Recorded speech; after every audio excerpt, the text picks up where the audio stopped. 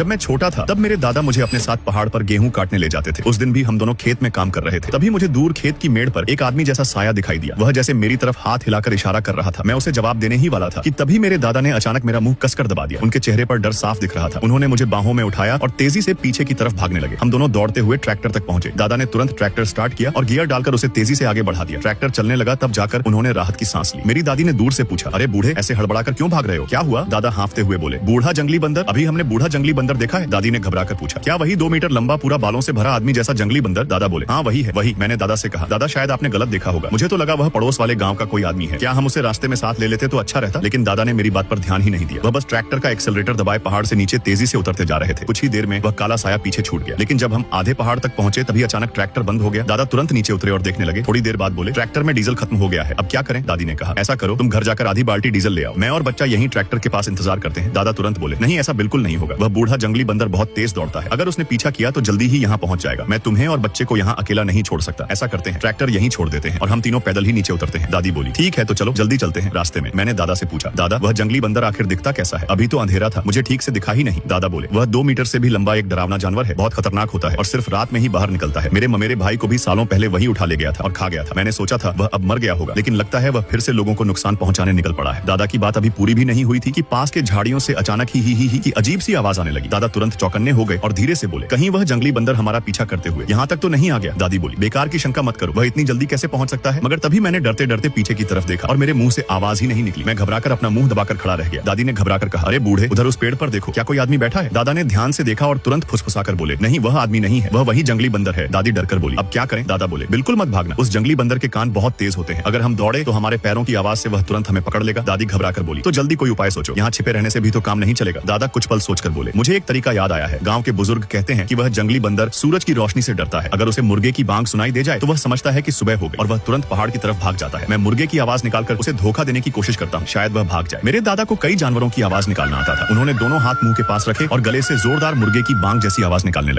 मुर्गे की बांग जैसी आवाज निकलते ही पहले तो पेड़ पर बैठा वह साया बिल्कुल नहीं हिला। कुछ पल तक सब कुछ शांत रहा। फिर थोड़ी देर बाद वह साया सच में एक टहनी पकड़कर झूला और दूसरे पेड़ पर जा चढ़ा। उसके बाद वह धीरे धीरे अंधेरे में गायब हो गया। यह देखकर मैंने राहत की सांस ली और धीरे से कहा, दादा वह जंगली बंदर चला गया, अब हम सुरक्षित हैं। दादा बोले, इतना खुश मत हो, वह जंगली बंदर बहुत चालाक होता है, उसे जल्दी ही समझ आ जाएगा कि हमने उसे धोखा दिया है। रात भी लगातार गहरी होती जा रही है, अगर अब भी हम नहीं चले तो रास्ता दिखना बंद हो जाएगा और मुश्किल बढ़ जाएगी। हमें जल्दी से जल्दी पहाड़ से नीचे उतरना होगा। मैंने घबराकर पूछा, अगर वह फिर से पीछे आ गया तो क्या होगा? क्या हम उससे तेज भाग पाएंगे? दादा बोले, उससे तेज तो कोई इंसान नहीं भाग सकता, लेकिन मुझे एक छोटा रास्ता पता है, अगर हम उस रास्ते से गए तो शायद उससे पीछा छुड़ा सकेंगे। फिर हम तीनों दादा के पीछे पीछे जल्दी जल्दी पहाड़ से नीचे उतरने लगे। लेकिन थोड़ी ही देर में चारों तरफ घना कोहरा छा गया। हम लोग लगभग आधा घंटा चलते रहे, लेकिन कहीं भी गांव का कोई निशान दिखाई नहीं दिया। दादा अचानक रुक गए और बोले, कुछ तो गड़बड़ है, मुझे लग रहा है हम इसी रास्ते से पहले भी गुजर चुके हैं। देखो ये टेढ़ा पेड़, अभी थोड़ी देर पहले ही तो मैंने कहा था कि यह कितना बदसूरत पेड़ है, फिर यह दोबारा कैसे सामने आ गया? दादी ने भी घबराकर कहा, हाँ बूढ़े देखो तो सही, सामने जो 2 पत्थर पड़े हैं ये वही नहीं है जो तुमने अभी थोड़ी देर पहले रास्ते में रखे थे। हम फिर से यहीं कैसे लौट आए? दादा सिर पकड़कर बोले, आज तो कमाल हो गया, ये रास्ता तो किसी भूल भुलैया की तरह हो गया है, चाहे जितना चलो बाहर निकलने का रास्ता ही नहीं मिल रहा। दादी डरते हुए बोली, बूढ़े कहीं ऐसा तो नहीं कि उन पत्थरों को उसी जंगली बंदर ने इधर उधर किया हो, वह हमारे साथ खेल रहा हो, वह चाहता हो कि हम भटकते रहें और जब हमारी ताकत खत्म हो जाए तब वह हमें एक साथ पकड़कर खा जाए। दादा ने गंभीर होकर कहा, ऐसा होना भी मुमकिन है, ऐसा करते हैं, मैं उस जंगली बंदर को अपनी तरफ खींचने की कोशिश करता हूँ, हम अलग अलग रास्ते से निकलते हैं, तुम बच्चे को लेकर पूरब वाली पगडंडी से नीचे उतर जाओ और मैं पश्चिम वाली पगडंडी से जाता हूँ, हम नीचे पहाड़ के तल पर जाकर मिलेंगे। दादी तुरंत बोली, नहीं ऐसा नहीं होगा, तुम ही तो कह रहे थे कि वह जंगली बंदर बहुत खतरनाक है, अगर तुम्हारे साथ कुछ हो गया तो मैं और बच्चा क्या करेंगे? अगर जाना है तो हम सब साथ ही जाएंगे। हम तीनों वहीं खड़े सोच ही रहे थे कि अब क्या करें, तभी अचानक दूर कहीं से ट्रैक्टर की आवाज सुनाई दी। मेरी आंखें चमक उठी। दादा ने तुरंत टॉर्च जलाई और रास्ते में खड़े होकर हाथ देकर ट्रैक्टर रोक लिया। ट्रैक्टर रुकने के बाद हमने देखा कि वह पड़ोस वाले गांव का सुन्ना था। उसने हमें देखकर पूछा, अरे इतनी रात को तुम लोग यहाँ क्या कर रहे हो? फिर हम तीनों उसके ट्रैक्टर पर बैठ गए। ट्रैक्टर चलते समय मैंने उसे पूरे रास्ते जंगली बंदर वाली बात बता दी। सुन्ना ने हैरानी से कहा, कौन सा जंगली बंदर? मैंने तो कभी ऐसा कुछ नहीं सुना। दादा बोले, वह बहुत खतरनाक होता है और इंसानों का दिमाग खा जाता है। तुम्हारे गाँव में हाल में कोई आदमी अचानक गायब हुआ है क्या? सुन्ना थोड़ा सोचकर बोला, अरे हाँ सही कह रहे हो, हमारे गाँव में भी हाल ही में 2 लोग अचानक लापता हो गए हैं, कहीं सच में वह जंगली बंदर ही तो नहीं था? अगर ऐसा है तो यह बात मुझे गाँव में जाकर सबको बतानी पड़ेगी। फिर उसने हमें गाँव के बाहर उतार दिया और खुद जल्दी जल्दी ट्रैक्टर लेकर अपने गाँव की तरफ चला गया। घर पहुंचकर दादा ने तुरंत दरवाजा अंदर से कसकर बंद कर दिया, लेकिन हम लोग अभी आंगन से होकर घर के अंदर जाने ही वाले थे कि अचानक दरवाजे पर जोर जोर से खटखटाने की आवाज आने लगी। दादा चिढ़कर बोले, इतनी रात को कौन दरवाजा बाहर से आवाज आई? मैं उसकी दादी हूँ। ये सुनते ही मेरे दादा को थोड़ा सुकून हुआ, क्योंकि वह सच में पड़ोसी श्यामू की दादी की आवाज लग रही थी। लेकिन तभी मेरी नजर दीवार पर टंगे घड़ी पर पड़ी और देखा कि रात के पूरे 10 बज चुके थे। दादा को तुरंत कुछ गड़बड़ लगा, क्योंकि श्यामू कभी हमारे घर इस समय नहीं आता था। दादा ने दरवाजे के अंदर से ही ही पूछा, क्या हुआ? श्यामू कहीं दिख नहीं रहा क्या? बाहर से बूढ़ी औरत रोती हुई बोली, हाँ बेटा, मैं पूरे गाँव में उसे ढूंढ चुकी हूँ, लेकिन मेरा पोता कहीं नहीं मिला। बस गाँव के बाहर कच्ची सड़क पर उसकी एक जूती मिली जिस पर खून लगा हुआ था। दादा का चेहरा एकदम बदल गया और वह घबराकर बोले, बुरा हो गया, लगता है वह जंगली बंदर सच में गाँव के अंदर आ गया और श्यामू को उठा ले गया। बूढ़ी औरत जोर जोर से रोने लगी और बोली, अब मैं क्या करूँ? मेरा तो वही एक पोता था। दादा बोले, तुम घबराओ मत, मैं अभी गाँव के मुखिया के पास जाता हूँ और गाँव के मर्दों को साथ लेकर उसे ढूंढने निकलते हैं। दादा यह कहकर तुरंत बाहर चले गए। दादा के जाते ही दादी ने मुझे खींचकर बिस्तर के नीचे छुपा दिया। वह खुद दरवाजे के पास खड़ी हो गई और हाथ में कुदाल कसकर पकड़ ली। मैं डरते डरते बोला, दादी क्या वह जंगली बंदर सच में श्यामू को पकड़कर खा जाएगा? दादी बोली, मैंने तो कभी ऐसा जानवर अपनी आंखों से नहीं देखा, लेकिन तेरे दादा कहते हैं कि वह बहुत खतरनाक होता है। वह आदमी को पकड़ते ही तुरंत नहीं खाता, बल्कि पहले उसे खिलौने की तरह इधर उधर पटकता है, उसे तड़पा तड़पा कर मारता है और फिर खाता है। दादी मुझे वह डरावनी बातें बता ही रही थी कि तभी अचानक छत के ऊपर भारी कदमों की आवाज सुनाई दी। साथ ही खपड़ों के टूटने की खड़खड़ाहट भी आने लगी। दादी के हाथ में पकड़ी कुदाल कांपने लगी और वह डरकर बोली, लगता है वह जंगली बंदर यहीं आ गया है। तेरा दादा अभी तक क्यों नहीं लौटा? मैं डरकर बोला, दादी क्या वह मुझे भी पकड़कर खा जाएगा? दादी ने तुरंत कहा, नहीं बेटा, तू डर मत, जब तक तेरी दादी जिंदा है वह तुझे छू भी नहीं सकता। अगर जरूरत पड़ी तो मैं अपनी जान दे दूंगी, पर तुझे कुछ नहीं होने दूंगी। यह कहकर दादी ने दीवार से टंगी पुरानी शिकार वाली बंदूक उतार ली, लेकिन डर के मारे उनके हाथ इतने कांप रहे थे कि बंदूक में गोली चढ़ाते हुए भी उन्हें ठीक से समझ नहीं आ रहा था कि कैसे चलाए। तभी छत पर आवाज और तेज होने लगी। अगले ही पल छत का एक हिस्सा टूटकर नीचे धंस गया और एक काला साया झुककर अंदर झांकने लगा। वह हमें घूर रहा था। दादी घबरा गई और तुरंत पास पड़ा स्टूल उठाकर ऊपर की तरफ जोर से फेंक दिया, लेकिन वह काला साया बिल्कुल नहीं डरा और धीरे धीरे छत की लकड़ी पकड़कर नीचे उतरने लगा। तभी अचानक दरवाजा जोर से खुला और मेरे दादा वापस आ गए। दादा ने छत पर उस जंगली बंदर को देखा तो बिना एक पल गंवाए दौड़कर दादी के हाथ से बंदूक छीन ली और सीधे उस जंगली बंदर की तरफ ताबड़तोड़ कई गोलियां चला